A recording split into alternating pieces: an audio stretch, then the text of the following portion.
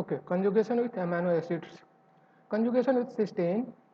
A few aromatic compounds are conjugated with cysteine in the presence of acetic acid to form mercapturic acid.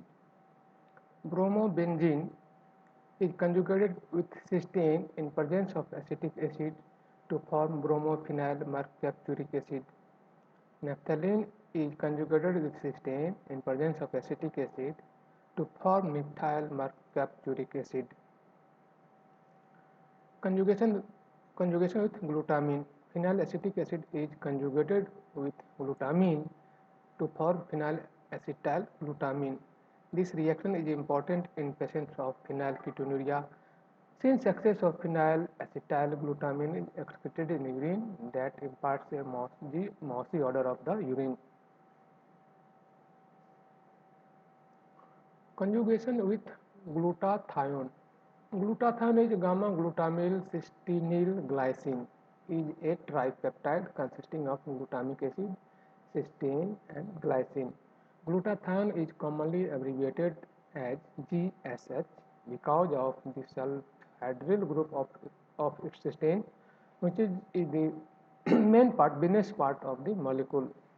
A number of potentially toxic electrophilic xenobiotics such as certain carcinogens are conjugated to nucleophilic glutathione in reactions that can be represented as follows.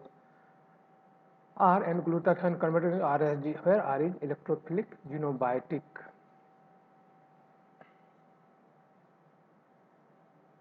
The enzymes catalyzing these reactions are called glutathione S-transferases. A variety of glutathione S-transferases are present in human tissue. They exhibit different substrate specificity and can be separated by electrophoretic and other techniques.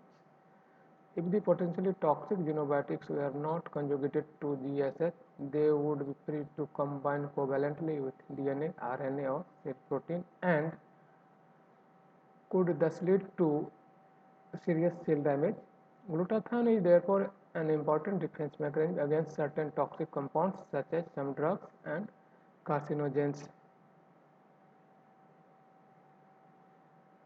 Now, effects of xenobiotics. Metabolism of xenobiotic can result in cell injury, immunological damage, or cancers, etc. Cell injury, that is cytotoxicity, can be severe enough to result in cell death.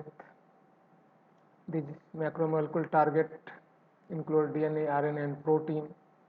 The reactive species of a xenobiotic may bind to protein, altering its antigenicity. The resulting antibodies can then damage the cell by several immunological mechanisms that grossly perturb normal cellular biochemical processes. Reactions of activated species of chemical carcinogens with DNA are of great importance in chemical carcinogenesis. Some chemicals like benzopyrene require activation by monooxygenases in the endoplasmic reticulum to become carcinogenic. They are thus called indirect carcinogens. Benzopyrene is indirect carcinogens.